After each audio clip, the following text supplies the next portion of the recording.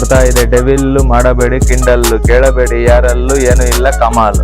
ತಲೆಗುಳ ಬಿಟ್ಕೋಬೇಡಿ, ಗಟ್ಟಿ ಇರ್ಲಿ ನಿಮ್ಮ ಬಾಡಿ, ಒಮ್ಮೆ ಬಂದು ಯುವ ನೋಡಿ ನಡುಗುತ್ತೆ ನರನಾಡಿ. ಅಭಿಮಾನಿ ಕಡೆಯಿಂದ ಬುದ್ಧಿವಂತ ಮಂದಿಗೆಲ್ಲ ಆಯ್ ಆಯ್ ಆಯ್.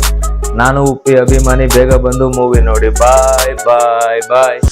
ಎಸ್ ವೀಕ್ಷಕರೇ, ಸಾವಿರಾರು ಜನಗಳನ್ನ ಕನ್ನಡ ಚಿತ್ರರಂಗ ಕೈ ಬೀಸಿ ಕರೀತಿದೆ. ಕೆಲವ್ರನ್ನ ಆಯ್ಕೆ ಮಾಡ್ಕೊಳ್ಳುತ್ತೆ, ಇನ್ನು ಕೆಲವರು ಸ್ಟ್ರಗಲ್ ಪಡ್ತಾನೆ ಇರ್ತಾರೆ, ಸಕ್ಸಸ್ ಸಿಗೋದಿಲ್ಲ. ಹಳ್ಳಿಯಿಂದ ಬಂದಂತ ಪ್ರತಿಭೆಗಳು ಸಾಕಷ್ಟು ವರ್ಷಗಳಿಂದ ಕಷ್ಟನೂ ಪಡ್ತಾರೆ ಚಿತ್ರರಂಗದಲ್ಲಿ. ಅದೇ ರೀತಿ ನಮ್ಮ ಶಿರಾ ತಾಲೂಕಿನ ದ್ವಾರಾಳು ಗ್ರಾಮದ ಧರಣೀಶ್ ಪೂಜಾರಿ ಅನ್ನೋ ಒಬ್ರು ಯುವಕರು ನನ್ನ ಜೊತೆ ಇದ್ದಾರೆ. ಇವರು ಸುಮಾರು 5-6 ವರ್ಷದಿಂದ ಚಿತ್ರರಂಗದಲ್ಲಿ ಕೆಲಸ ಮಾಡ್ಕೊಂತ ಬರ್ತಾರೆ. ಡಾಕ್ಟರ್ ರಾಜ್ಕುಮಾರ್ ಅವರ ಸಮಾಧಿಯ ಮುಂದೆ ಕನ್ನಡ ಸಾಂಗ್ ಅನ್ನ ಹಾಡ್ತಾರೆ. ಅದೇ ರೀತಿ 3 ಚಿತ್ರಗಳಲ್ಲಿ ಸಹಾಯಕ ನಿರ್ದೇಶಕರಾಗಿ ಕೆಲಸನೂ ಮಾಡ್ತಾರೆ. ಈಗಷ್ಟೇ ತೆರೆ ಕಾಣಲು ಸಿದ್ಧ ಆಗಿರುವ ಮುಗಿಲ ಮಲ್ಲಿಗೆ ಅನ್ನೋ ಚಿತ್ರದಲ್ಲಿ ಸಹಾಯಕ ನಿರ್ದೇಶಕರಾಗಿ, ಅದರಲ್ಲಿ ಥ್ರಿಲ್ಲರ್ ಮಂಜು ಅವ್ರ ಜೊತೆ ಒಂದು ನಟನೆಯನ್ನು ಕೂಡ ಮಾಡ್ತಾರೆ. ಅದೇ ರೀತಿ ಸಾಕಷ್ಟು ಇತ್ತೀಚೆಗೆ ತೆರೆ ಕಾಣಲು ಸಿದ್ಧವಾಗಿರುವ ದರ್ಶನ್ ಅಭಿನಯದ ಡೆವಿಲ್ ಚಿತ್ರದ ಒಂದು ಸಾಂಗ್ ಕೂಡ ಹಾಡ್ತಾರೆ ಇವರು. ಸಾಕಷ್ಟು ಸಾಮಾಜಿಕ ಜಾಲತಾಣಗಳಲ್ಲಿ ವೈರಲ್ ಆಗ್ತದೆ. ಹಾಗಾದ್ರೆ ಬನ್ನಿ, ಹಳ್ಳಿಯ ಪ್ರತಿಭೆ ಧರಣೀಶ್ ಪೂಜಾರಿ ನನ್ನ ಜೊತೆ ಇದ್ದಾರೆ, ಅವ್ರನ್ನ ಮಾತಾಡಿಸ್ತಾ ಹೋಗ್ತೇನೆ. ಸರ್, ಕಾರ್ಯಕ್ರಮಕ್ಕೆ ಸ್ವಾಗತ. ನಮಸ್ಕಾರ ಸರ್. ಏನೋ ಸಕ್ಸಸ್ ಮಾಡ್ಬೇಕು ಅಂತ ಸಿಟಿಗೆ ಹೋಗ್ತೀರಾ, ಯಾವ ಮಟ್ಟಿಗೆ ಇದೆ ನಿಮ್ಮ ಬೆಳವಣಿಗೆ ಅಂತ?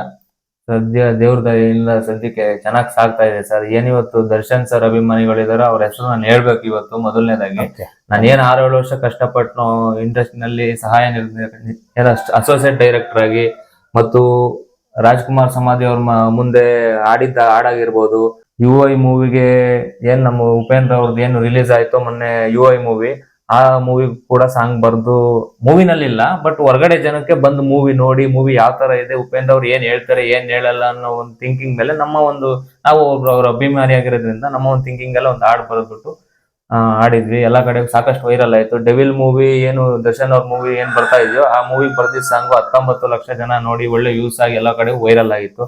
ನಂತರ ಈಗ ಮುಗಿಲ ಅದೇ ಇಂಟರ್ವ್ಯೂ ನಂತರ ಇವರು ಯಾರು ಹೊಸಕೋಟೆನಲ್ಲಿ ಇಂಟರ್ವ್ಯೂ ಕರೆದಿದ್ರು. ಇಂಟರ್ವ್ಯೂ ಮುಗಿಸ್ಕೊಂಡ್ ಬಂದ್ವಿ ಸ್ವದೇಶ್ ಮೀಡಿಯಾದಲ್ಲಿ. ಅವ್ರ ಕಡೆಯಿಂದನ ನಂಬರ್ ಹಾಕಿ ಮೀಡಿಯಾದಲ್ಲಿ ಎಲ್ಲ ಇದ್ ಮಾಡಿದ್ಕೋಸ್ಕರ ನೆಕ್ಸ್ಟ್ ಇನ್ನೊಂದಲ್ಲಿ ಸಿನಿಮಾದಲ್ಲಿ ಆಫರ್ ಸಿಕ್ತು, ಮುಗಿಲ ಮಲ್ಲಿಗೆ ಅನ್ನೋ ಸಿನಿಮಾದಲ್ಲಿ. ಆ ಮುಗಿಲ ಮಲ್ಲಿಗೆ ಅನ್ನೋದ್ರಲ್ಲಿ ಥ್ರಿಲ್ಲರ್ ಮಂಜು ಅವ್ರ ಜೊತೆ ಆಕ್ಟ್ ಮಾಡಿದೀವಿ, ವಿತ್ ಅಸೋಸಿಯೇಟ್ ಡೈರೆಕ್ಟರ್ ಕೆಲಸನೂ ಮಾಡಿದೀವಿ. ಈ ತರ ನಡೀತಾ ಇದೆ ಸರ್ ನಮ್ ದಾರಿ. ಹಳ್ಳಿಯಿಂದ ಓದಂತ ಪ್ರತಿಭೆಗಳಿಗೆ ಕನ್ನಡ ಚಿತ್ರರಂಗದಲ್ಲಿ ಸ್ಥಾನಮಾನ ಸಿಗ್ತದ? ಸಿಗಲ್ಲ ಸರ್, ಸಿಗದೇ ಅಲ್ವಾ ಸರ್ ನಾವು 7 ವರ್ಷ ಅಲಿತಾ ಇರೋದು. 6-7 ವರ್ಷದಿಂದ 7 ವರ್ಷನೂ ಯಾವ ಸಕ್ಸಸ್ ಯಾವುದೇ ತರ ಸಕ್ಸಸ್ ಕಾಣ್ಲಿಲ್ಲ. ಇನ್ನು ನಿಮ್ಮ ಆಸೆ ಜೀವಂತವಾಗಿದೆಯಾ, ಏನಾದ್ರೂ ಸಾಧನೆ ಮಾಡ್ಬೇಕು? ಮನುಷ್ಯ ಹೆಂಗೆ ಅಂತ ಅಂದ್ರೆ ಸಾಯ್ಬಾರ್ದು, ಕನಸುಗಳನ್ನು ಸಾಯಿಸ್ಬಾರ್ದು, ಪ್ರಯತ್ನ ಅನ್ನೋದು ಬಿಡಬಾರ್ದು. ಗೆದ್ದೆ ಗೆಲ್ಲುವೆ ಒಂದು ದಿನ ಗೆಲ್ಲಲೇಬೇಕು ಅನ್ನೋ ಒಳ್ಳೆತನ ಅನ್ನೋದು ಮಾತು ತಲೆಯಲ್ಲಿ ಇಟ್ಕೊಂಡ್ರೆ ಯಾವ್ದೇ ಒಬ್ಬ ವ್ಯಕ್ತಿ ಆಗ್ಲಿ ಬಹಳ ಚೆನ್ನಾಗಿರುತ್ತೆ. ಹಂಗಾದ್ರೆ ಕೊನೆವರೆಗೂ ಹಠ ಬಿಡಬಾರ್ದು ಸರ್. ಸಕ್ಸಸ್ ಅನ್ನೋದು ಸಿಗುತ್ತೆ. ದೇವ್ರು ಕಷ್ಟ ಕೊಡ್ತಾನೆ, ಸಾಕಷ್ಟು ಕಷ್ಟ ಕೊಡ್ತಾನೆ. ನೋಡೋಣ ಇನ್ನು ಯಾವ್ದ್ರಲ್ಲಿ ಈ ಕಷ್ಟ ಹೆಂಗೆ ನಿಭಾಯಿಸ್ತೆ, ಈ ಕಷ್ಟ ಹೆಂಗ್ ನಿಭಾಯಿಸ್ತೆ ಅಂತ. ಅದನ್ನ ನಾವ್ ಯಾವ್ದೇ ಕಾರಣಕ್ಕೂ ಆ ಟೈಮಲ್ಲಿ ನಾವು ಕುಗ್ಗಬಾರ್ದು, ಮನ್ಸು ಕುಗ್ಗಿಸ್ಬಾರ್ದು.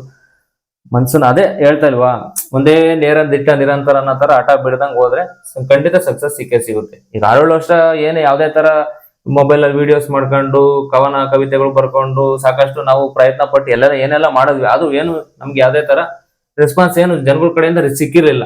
ಇವತ್ತೇನ್ ದರ್ಶನ್ ಸರ್ ಅಭಿಮಾನಿಗಳು ಅಂತ ಹೇಳ್ತೀನಲ್ಲ, ಅವ್ರನ್ನ ಇವತ್ತು ನಾನು ನೆನ್ಸ್ಕೋಬೇಕು. ಆ ಸಾಂಗ್ ವೈರಲ್ ಆಗೋದಕ್ಕೆ ದರ್ಶನ್ ಸರ್ ಅಭಿಮಾನಿಗಳ ಕಾರಣ, ನನ್ನ ಸಾಹಿತ್ಯನ ಜನ ಇಷ್ಟಪಡ್ತಾರೆ ಅನ್ನೋದಕ್ಕೂ ಅವರೇ ಕಾರಣ.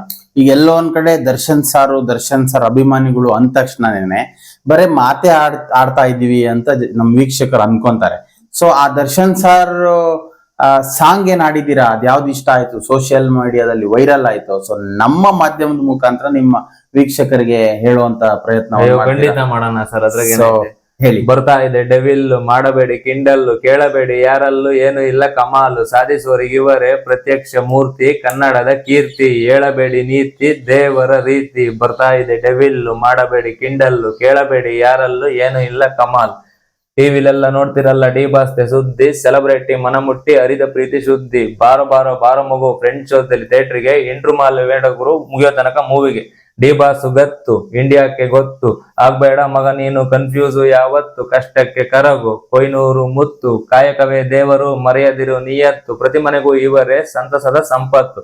ಡಿ ಬಾಸು ಬಂದಿದ್ದು ಕಷ್ಟದಲ್ಲೇ ಎದ್ದು ಛಲ ಬಿಡದೆ ಪಡಿಬೇಕು ಸುಖ ಅನ್ನೋ ಮದ್ದು, ಯಾರ ಜೊತೆ ಆಗಲ್ಲ ಮಿಂಗಲ್ಲು ಇಂದು, ಕನ್ನಡದ ಕೀರ್ತಿ ಪುರುಷ ಡಿ ಬಾಸೆ ಎಂದು, ದೇವರೇ ಇವರ ಕೆಲಸವನ್ನು ನೋಡಿ, ಫ್ಯಾನ್ಸ್ ಮಧ್ಯೆ ಯಾವತ್ತು ಮಾಡಲ್ಲ ಡಿ ಬಾಸು ಮೋಡಿ, ಕಣ್ಣಲ್ಲೇ ಪ್ರೀತಿ ತೋರಿಸು ಸಿಂಗಲ್ಸ್ ಅನ್ನು ಡ್ಯಾಡಿ, ದೇಶವೆಲ್ಲ ನೋಡುವಂತೆ ಡೆವಿಲ್ ಗೀತೆ ಆಡಿ, ಬರ್ತಾ ಇದೆ ಡೆವಿಲ್ಲು ಮಾಡಬೇಡಿ ಕಿಂಡಲ್ಲು, ಕೇಳಬೇಡಿ ಯಾರಲ್ಲೂ ಏನು ಇಲ್ಲ ಕಮಾಲು.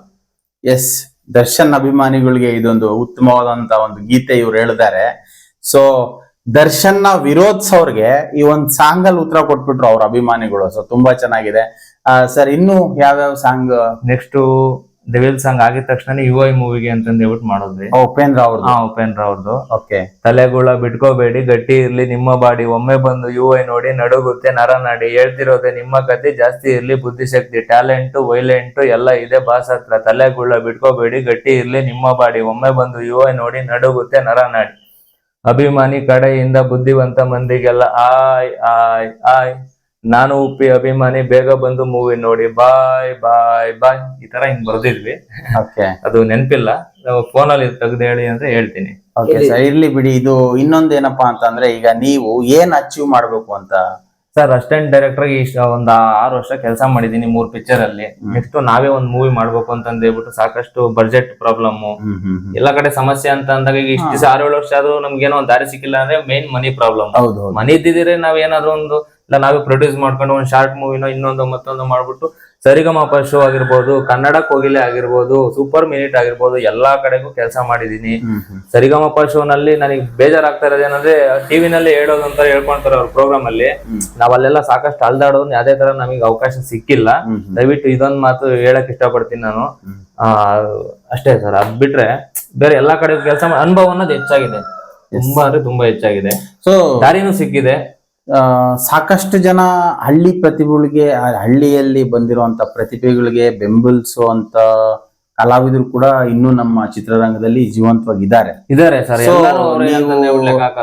ಈಗ ಕೊನೆಯದಾಗಿ ಅಂತಹ ಏನಾದ್ರೂ ರಿಕ್ವೆಸ್ಟ್ ಮಾಡೋದಾದ್ರೆ ನಮ್ಮ ಮಾಧ್ಯಮದ ಮುಖಾಂತರ ಏನ್ ಹೇಳಕ್ ಬಯಸ್ತೀರಾ? ಏನಿಲ್ಲ ಸರ್, ಅದೇ ಸರಿಗಮಪ ಶೋದೇ ನನಗೆ ಬಹಳ ಮನಸ್ಸಿಗೆ ನೋವಾಗ್ತಾ ಇರೋದು. ಈಗ ಹಾಡು ಬರಿತೀವಿ, ನಮಗೆ ಹಾಡೋದಕ್ಕೆ ಅಷ್ಟಾಗಿ ಬರಲ್ಲ, ಹಾಡು ಬರೆಯೋದ್ ಕಲ್ತ್ಕೊಂಡಿದೀವಿ. ಅಟ್ಲೀಸ್ಟ್ ಒಂದು ಮಾತು ನಾವ್ ಅಲ್ಲೆಲ್ಲ ಹೋಗಿ ತಿರ್ಗಾಡ್ಕೊಂಡು ಮಾತಾಡಿ ಎಲ್ಲಾ ಕಡೆಗೆ ಅವ್ರಿಗೆಲ್ಲ ಗೊತ್ತಿಲ್ಲದೇನೆಲ್ಲ ಸಾಕಷ್ಟು ಜನ ಕೇಳಿದ್ವಿ. ಈ ತರ ಎಲ್ಲ ಇಂಟರ್ವ್ಯೂ ಎಲ್ಲ ತೋರಿಸಿದೀವಿ. ಬಾಮ ಹರೀಶ್ ಅವ್ರಿಗೆ ಇಂಟರ್ವ್ಯೂ ನಂದೆಲ್ಲ ಪೂರ್ತಿ ಲಿಂಕು ಇಂಟರ್ವ್ಯೂ ಎಲ್ಲ ಪ್ರತಿಯೊಂದು ವಾಣಿಜ್ಯ ಮಂಡಳಿ ಅಧ್ಯಕ್ಷ ಅವ್ರಿಗೆ ತೋರಿಸಿದೀನಿ. ಅವರು ಯಾವ್ದೇ ತರ ರೆಸ್ಪಾನ್ಸ್ ಮಾಡ್ಲಿಲ್ಲ, ಅವ್ರು ಬಿಸಿ ಇದ್ರು, ಇನ್ನೊಂದು ಮತ್ತೊಂದು ನಮಗದ್ ಗೊತ್ತಿಲ್ಲ ಅವ್ರ ಮನಸ್ಥಿತಿ ಏನೋ. ಏನೇ ಲಿಂಕ್ ಎಲ್ಲ ಕಳಿಸ್ಕೊಟ್ಟು ನಮ್ ಪ್ರಾಬ್ಲಮ್ ಈ ತರ ಇದೆ ಸರ್, ಇಷ್ಟೆಲ್ಲ ಕಷ್ಟಪಟ್ಟು ಒಂದು ಸಾಧನೆ ಆದಿ ಅಂತಂದೇಳ್ಬಿಟ್ಟು ಹಿಡಿದು ಇಷ್ಟೆಲ್ಲ ಪ್ರಯತ್ನ ಪಟ್ಟು ಯಾವ್ದೇ ತರ ನಮಗೆ ದಾರಿ ಸಿಕ್ಕಿಲ್ಲ ಅಂತಂದೇಳ್ಬಿಟ್ಟು ಅವ್ರಿಗೂ ಹೇಳ್ಕೊಂಡ್ವಿ. ಅವರು ಏನು ರೆಸ್ಪಾನ್ಸ್ ಮಾಡ್ಲಿಲ್ಲ. ನೋಡೋಣ ಮುಂದೆ ಭಗವಂತ ಇದ್ದಾನೆ.